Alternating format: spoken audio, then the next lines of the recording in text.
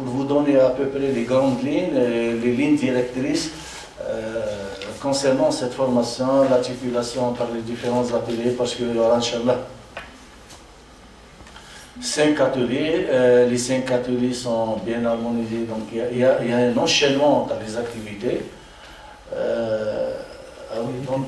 On va vous présenter à peu près, selon le plan, donc la stratégie de l'Université de Constantine par rapport à la formation, la place de la formation dans le programme ministériel, parce que je pense que la rencontre avec les responsables, ils ont parlé donc des 22 thèmes.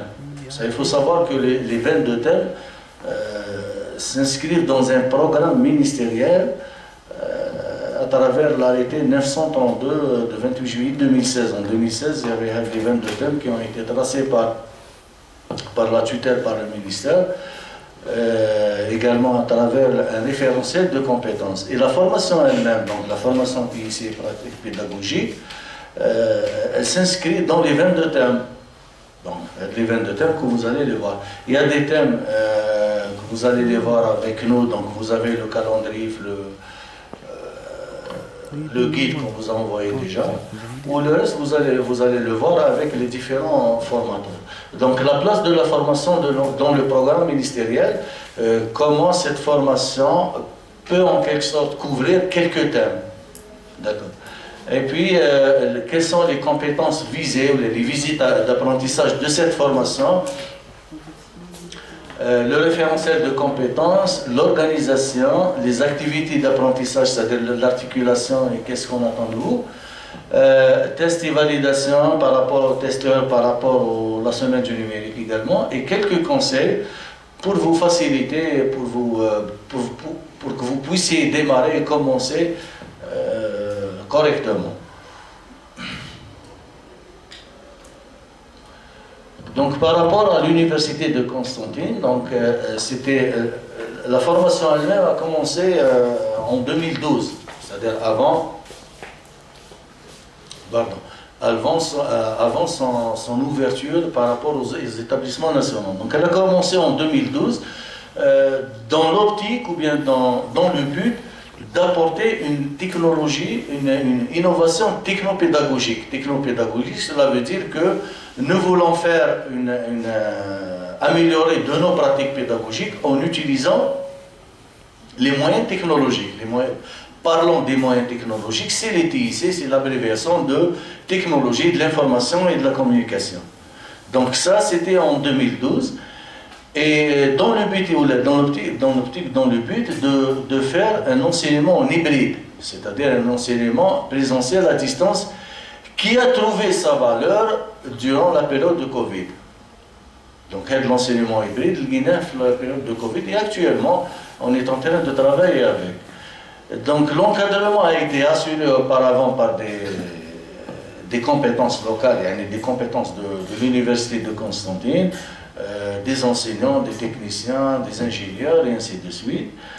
La formation, j'ai mis ici, c'était durant une période de 6 mois. J'ai parlé tout à l'heure, j'ai dit que nous avons une période de 7 mois. Pourquoi 7 mois? Nous allons voir. Parce que lorsqu'on a commencé, c'était 4 ateliers. C'était autour de 6 mois.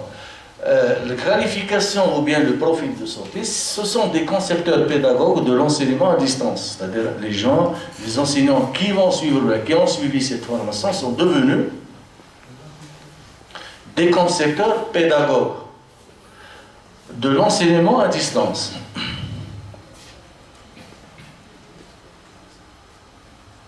Ça, c'est par rapport aux moyens existants mis à la disponibilité de la cellule téléenseignement. Donc vous avez, c'est-à-dire déjà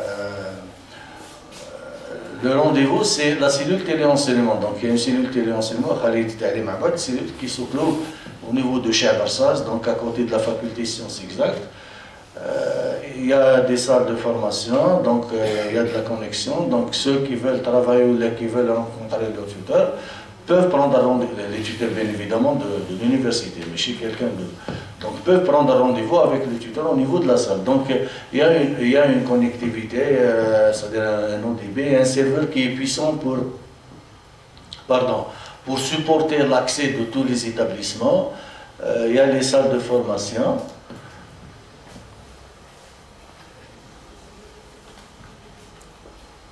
Si nous voulons parler de l'arrêté 932 qui résume à peu près les 22 thèmes de formation que vous allez les suivre, donc il y a un arrêté 932 donc daté du 28 juillet 2016 qui a tracé 22 thèmes. Et les 22 thèmes, et chaque thème décrit un ensemble d'objectifs intermédiaires pour atteindre l'objectif principal.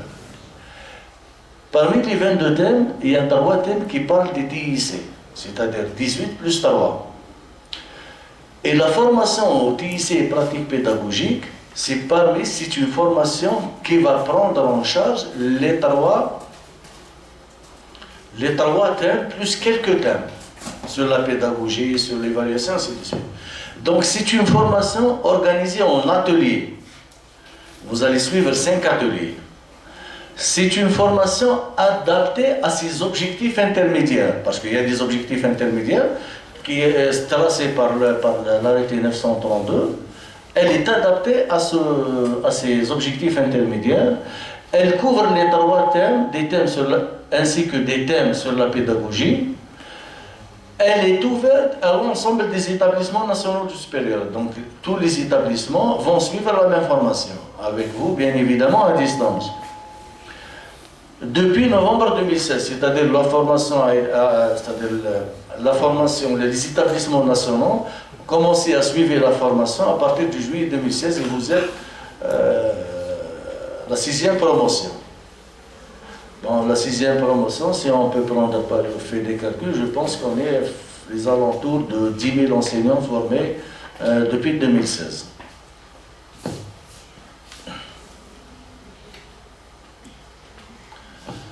Toujours par rapport à la place de la formation, puisqu'elle est organisée en ateliers, quels sont ces ateliers? Le premier atelier que vous allez le suivre, ce sera le C2I, c'est les outils d'aide à l'utilisation des TIC dans l'enseignement. Et si nous voulons faire un lien avec les 22 thèmes, ça va couvrir le thème TIC et outils numériques. Donc il y a un thème, l'arrêté 932 mots, TIC et outils numériques. Le TIC et outils numériques sera couvert par l'atelier numéro 1 qui est les outils d'aide à l'utilisation des TIC dans l'enseignement. Nous passons au deuxième atelier par la suite, c'est la conception, pour nous, c'est la conception d'un cours pour un enseignement hybride. Il va couvrir par rapport aux autres thèmes, la pédagogie, la psychopédagogie dans la formation apprentissage chez l'étudiant, l'évaluation et l'établissement des degrés de compétences et méthodes et modalités de confection des programmes de formation.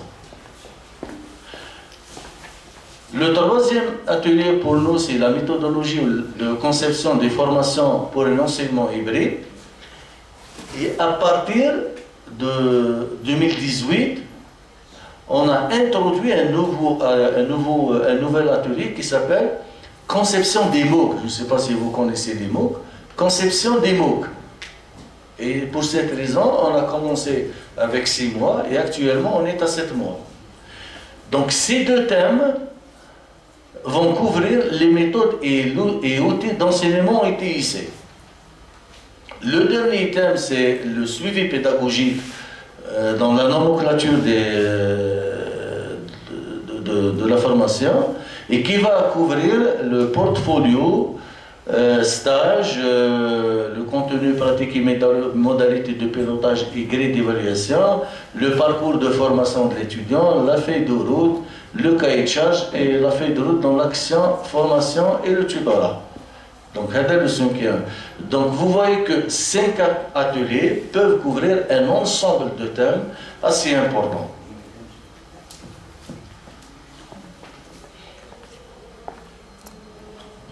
Quelles sont les compétences visées ou bien les visées d'apprentissage? C'est-à-dire le changement que nous envisageons dans vos compétences. Donc on a essayé de résumer ça dans la notion SMART.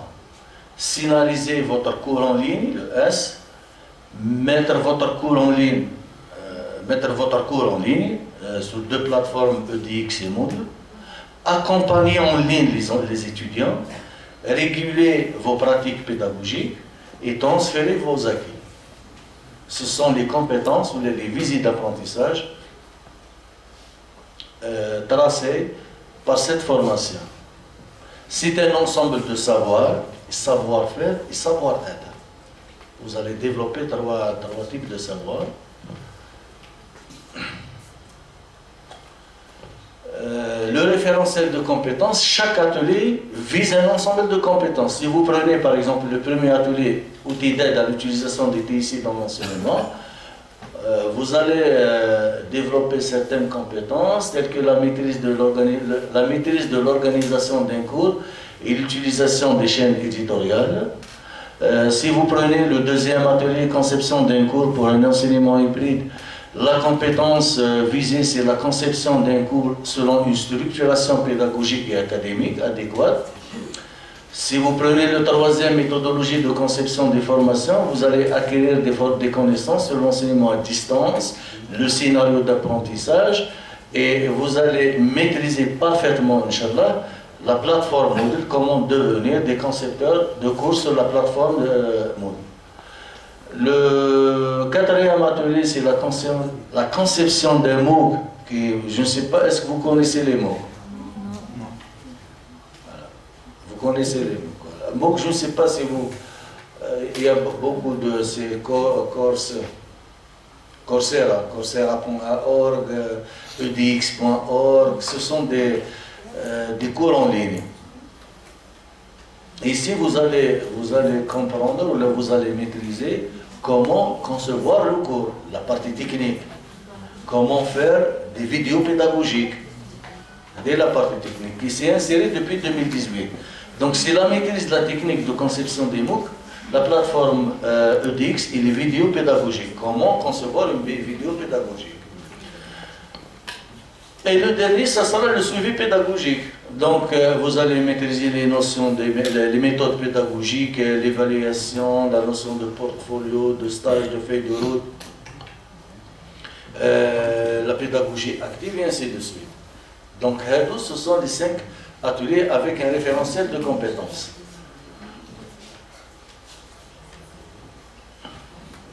Je commence par l'atelier numéro 1. L'atelier numéro 1, il y a 4 activités. Vous allez commencer la première activité demain. Et ça va rester une semaine. Malgré que l'activité ne nécessite pas une semaine. Ça ne nécessite que 2-3 heures. Une semaine pour détecter s'il y a des problèmes techniques, on va les résoudre durant la semaine. Donc vous allez commencer par l'activité 1 qui sera la maîtrise de la plateforme Moodle en tant qu'étudiant. Comment se connecter, comment déposer, comment envoyer un message à partir de la plateforme, et ainsi de suite. Vous allez passer à la deuxième activité, c'est la conception d'une carte mentale qui nécessite 2 volets. Donc une première version qui va avoir une évaluation formative et puis une version améliorée pour améliorer votre carte. Et vous passez à l'activité numéro 3 qui est la maîtrise des chaînes éditoriales et vous allez reproduire un cours. On va vous donner un cours et vous allez le reproduire. Vous n'êtes pas obligé de faire votre cours durant la troisième activité. Mais à partir de la quatrième activité, vous allez commencer à produire votre cours, à travers une chaîne éditoriale. Ici, j'ai mis la notion de premier point d'articulation. C'est quoi le premier point d'articulation? C'est le point commun qui va relier le premier atelier avec le deuxième atelier. Parce qu'il y a un enchaînement d'ateliers. D'accord? Donc ici, c'est le premier point d'articulation. Je passe au deuxième atelier et vous commencez par un remue-ménage. Donc c'est l'activité numéro 1. Vous allez échanger, discuter entre vous, par rapport au point faible, au point fort que vous avez vécu lors de votre vécu étudiantin, quels sont les points forts et les points faibles durant vos enseignements en tant qu'enseignant. Et vous passez par la suite à l'activité numéro 2, vous allez voir la structuration pédagogique d'un cours en ligne. Comment vous allez structurer votre cours en ligne. Et ici, vous allez faire une séance présentielle pour l'Université de Constantine. Et puis, vous allez passer à l'activité numéro 3. Donc, vous avez pu acquérir la notion structuration pédagogique en ligne. Comment évaluer vos compétences. Vous allez analyser un cours de notre collègue à la lumière de la présentation pour voir est-ce que vous avez pu acquérir les connaissances. Et puis, vous allez commencer à améliorer le cours que vous avez conçu lors de du premier atelier. Et la quatrième activité du premier atelier, on a mis le premier point d'articulation,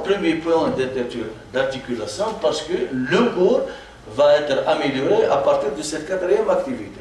Et qui va définir elle-même un deuxième point d'articulation. Et puis vous allez passer à la notion de plan de cours, et ça va définir, le plan de cours, c'est le troisième point d'articulation.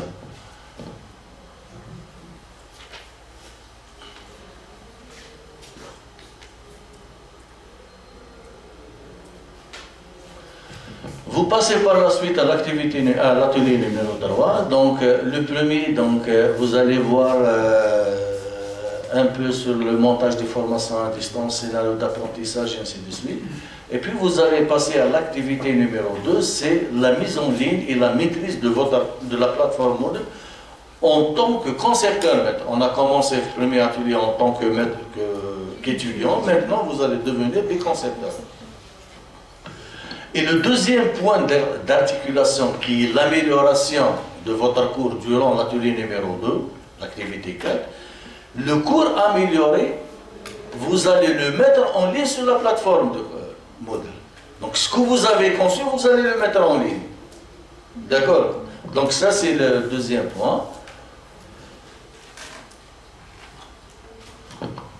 Et puis vous allez passer à la plateforme EDX, la conception d'un MOOC. Vous allez explorer à peu près c'est quoi les MOOC.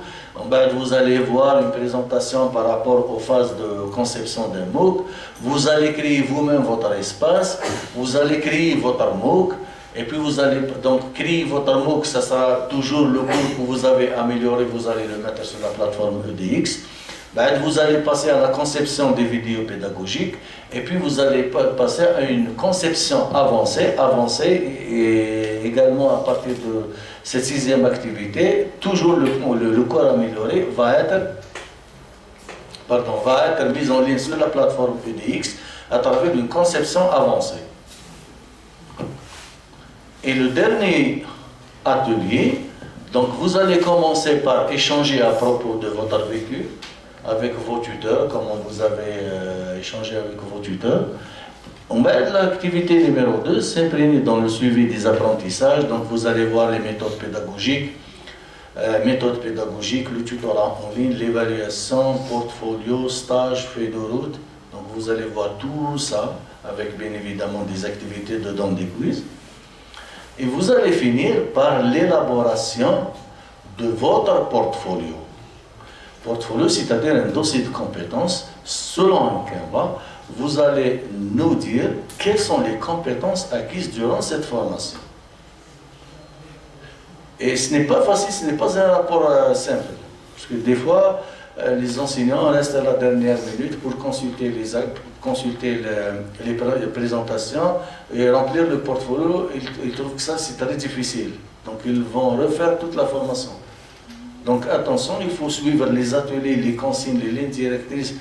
C'est-à-dire qu'il faut marcher selon nos recommandations pour pouvoir réaliser votre portfolio facilement.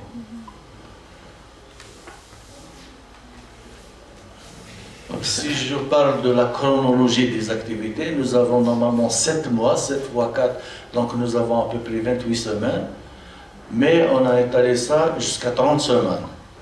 Donc, Il y a, par exemple, si vous prenez le premier atelier, ça nécessite 6 semaines et demie, donc 6,5, mais la carte mentale, elle reste un mois après. D'accord? Si, par exemple, vous prenez l'atelier numéro 2, donc l'atelier numéro 2, il y a des quiz à faire et qui vont rester ouverts jusqu'à la 28e semaine. Il y a un délai. Il y a un délai, mais on peut laisser les espaces de dépôt jusqu'à la 28e semaine. Pour l'atelier numéro 3 également, les quiz restent ouverts jusqu'à la 28e semaine. L'activité 4, les quiz restent jusqu'à la 28e semaine. L'activité 5 également, les quiz restent. Et puis, pour l'atelier numéro 3, l'activité numéro 2, qui est la conception, la mise en ligne de votre cours sur la plateforme Moodle, va rester jusqu'à la semaine 30. Également pour l'activité, pour l'atelier 4, l'activité 6 qui sera la conception des vidéos pédagogiques, vont rester jusqu'à la semaine numéro 30. Et voilà, donc c'est la semaine 28 ans, ce sont des périodes, là c'est une période supplémentaire. D'accord?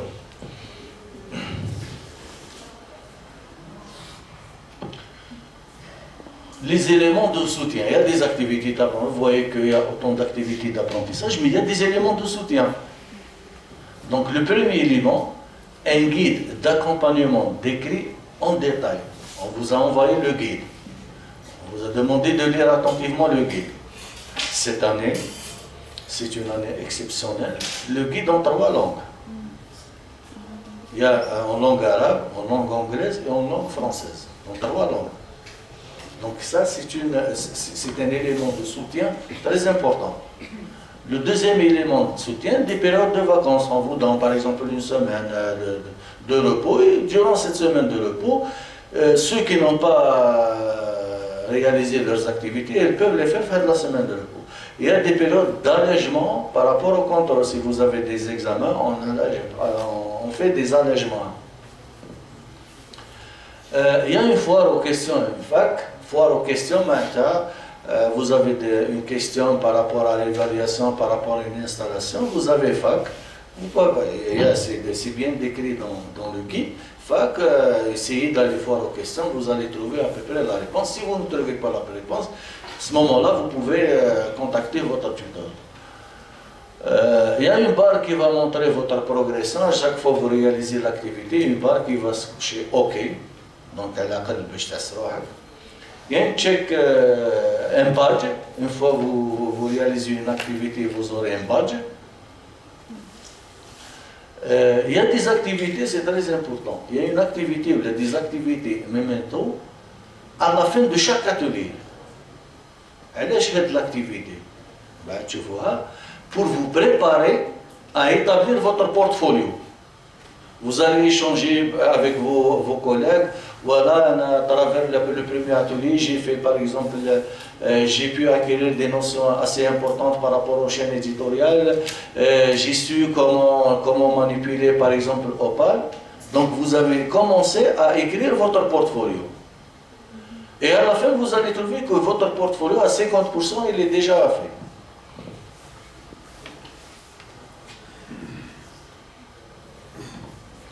Par rapport à l'organisation, vous aurez des réunions en direct à voix vive, avec vos accompagnateurs, avec vos tuteurs, à travers la visioconférence. Donc, à la rentrée, au premier accès de votre atelier, vous allez trouver à droite ou non à droite un bloc qui s'appelle accompagnement direct. Vous cliquez sur votre, donc vous allez suivre les recommandations de vos tuteurs. Bon, moi, ils vont vous envoyer des rendez-vous. Vous cliquez par exemple sur le groupe 1, vous êtes dans le groupe 1, vous cliquez sur le groupe 1, vous allez être redirigé vers la visioconférence. Et vous allez faire un chat en direct, une réunion en direct avec vos tuteurs. Il y a des espaces de communication entre vous, des forums, des chats, si vous voulez échanger entre vous.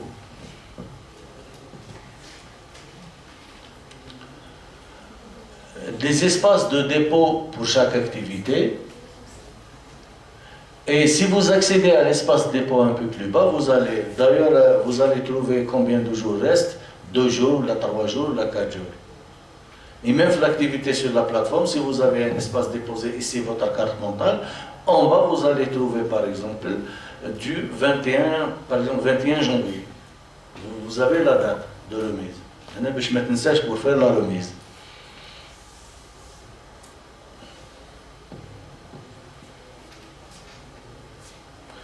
Donc l'espace de dépôt est toujours ouvert, vous pouvez modifier votre travail. Si vous avez déposé une activité, à un moment donné, en consultant un collègue, il vous dit par exemple, non, j'ai fait ça, bon, vous dites, non, tiens, normalement j'ai fait ça. Tant que l'espace de dépôt est ouvert, vous pouvez modifier votre travail. Vous pouvez consulter, mais si vous pouvez, il est fortement recommandé de consulter périodiquement l'espace de travail pour voir les commentaires de vos... Parce que les évaluateurs laissent des commentaires. Votre carte ne s'ouvre pas, attention, il faut remettre ça au lieu de ça, pour éviter l'échec durant l'activité.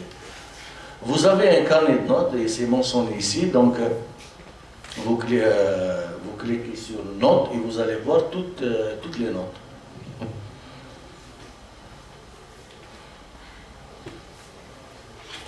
Bon, par rapport à l'évaluation, il y a une évaluation formative, les notes ne sont pas comptabilisées, il y a une évaluation formative où le contenu, les notes seront comptabilisées, et il y a une évaluation finale ou la certificative. Donc si vous prenez l'activité 1 de l'atelier 1, 2, 4, ce sont des évaluations formatives, donc ce sont des feedbacks de vos tuteurs. Et si vous prenez même l'activité, l'évaluation par les pairs, c'est l'activité 3.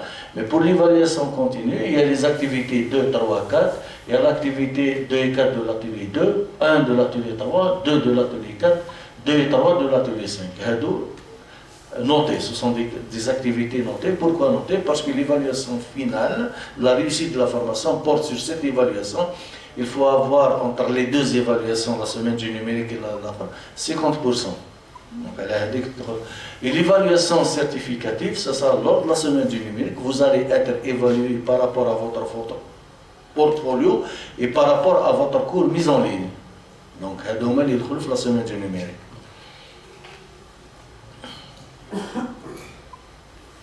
Ça, c'est checklist, vous pouvez l'utiliser.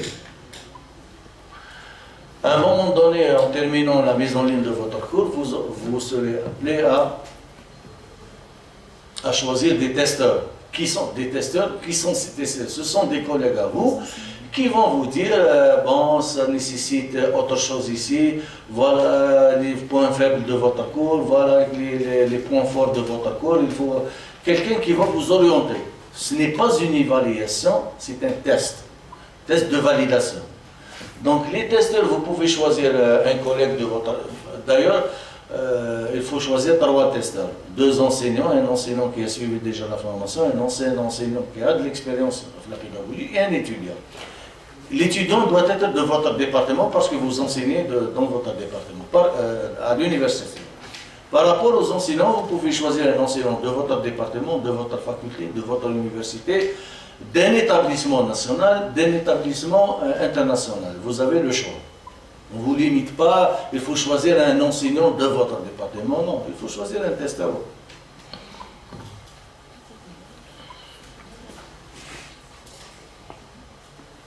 Comment les inscrire? Vous avez le lien.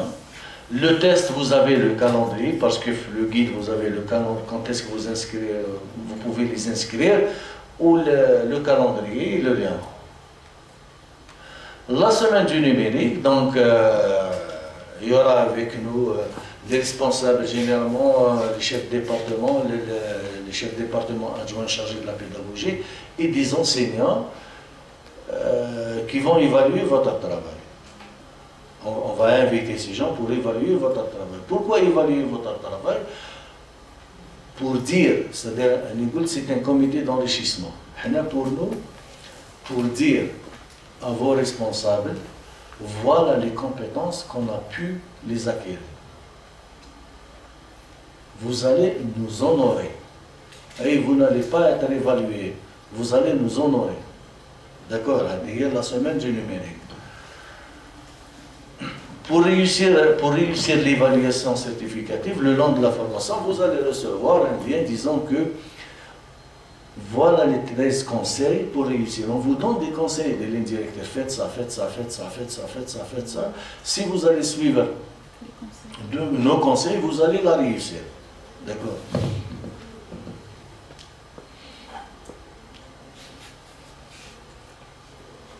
Donc ça, c'est par rapport à l'obtention, j'ai déjà dit ça. Pour avoir l'attestation, il faut avoir une évaluation continue entre les deux 50% et 70% pour l'évaluation continue. Attention, il y a une chose très importante, le calcul de la note finale, de la moyenne de l'évaluation continue, elle est pondérée.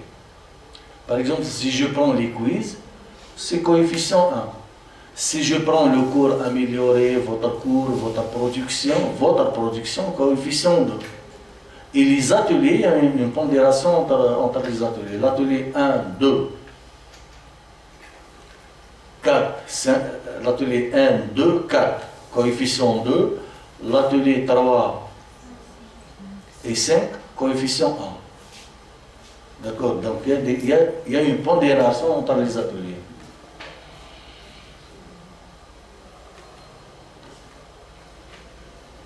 Donc, quelques conseils, utilisez le document checklist, vous allez le trouver. Consultez périodiquement le calendrier. Avant de commencer les activités, lire attentivement le guide ou l'énoncé de l'activité. Il ne faut pas commencer comme ça, il faut lire quels sont les guides.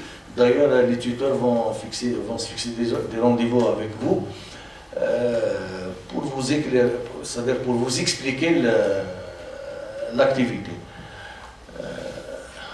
Être conscient des 13 conseils parce qu'on va vous ouvrir l'espace de réussir votre formation. Il y a 13 conseils à travers lesquels vous pouvez réussir votre évaluation finale.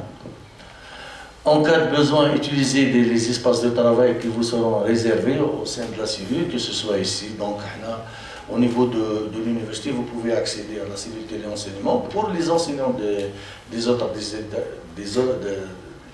établissements, normalement, même les établissements ont réservé des espaces pour leurs enseignants. Et même un soutien technique à travers les ingénieurs de l'établissement. Demandez à vos tuteurs des rencontres en ligne. Si vous avez un problème, par exemple, le rendez-vous de l'accompagnement n'a pas eu lieu, par exemple, vous pouvez demander au tuteur, j'ai besoin de votre conseil, vous avez pu organiser une réunion avec vous. Signaler toute éventuelle erreur. En cas de problème technique, s'adresser au responsable de téléenseignement de votre établissement, ici à Constantine. Voilà, je ne sais pas si vous avez des questions. Est-ce que vous avez des questions? La notion de difficulté là.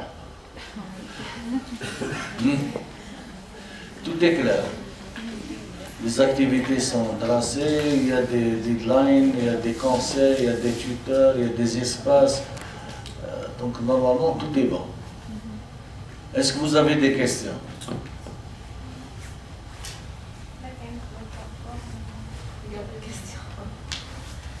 C'est ce qui est sûr, vous allez. Non, c'est par rapport à. Est-ce qu'il y a une ambiguïté par rapport à la formation elle-même? C'est pas par rapport à l'activité. Donc les choses normalement sont claires.